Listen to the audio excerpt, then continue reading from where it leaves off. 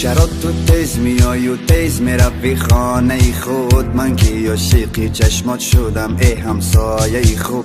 تو مثل پرنده ای پل میزنی روی دلم، هر روز نگاه میکنم کی میبرای از لانه خود. ای خدا چی شد با من مگر شدم دیوانه؟ ای خدا چی شد که من دیدم چونین پروانه؟ از دوری ها نظارتش میکند چشم دلم، تا نداند که دارد مرا همسفر همسایه.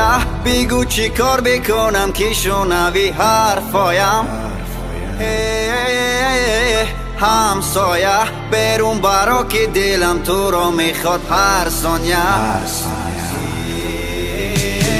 دیوانه تر میشم من، دیوانه تر با ماه نظر میکنم و محسی من هزار. بیگانه تر میشم من، بیگانه تر وقتی که دور میروی دور میشوی تاجی سرم. دیوانه تر میشم من، دیوانه تر با ماه نظر میکنم و محسی من هزار.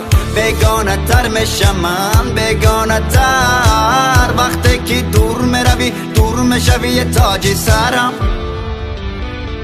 تاجی سرم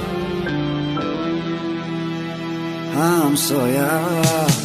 تک تکی را گشتنات، رفتار و هی رفتنات، وقتی نگاه میکنی از دوری لبخند زدنات، از روی لحن صدات قلبم را دادم برات. تو مگر جان میخواهی مه بگیر جانم فدات.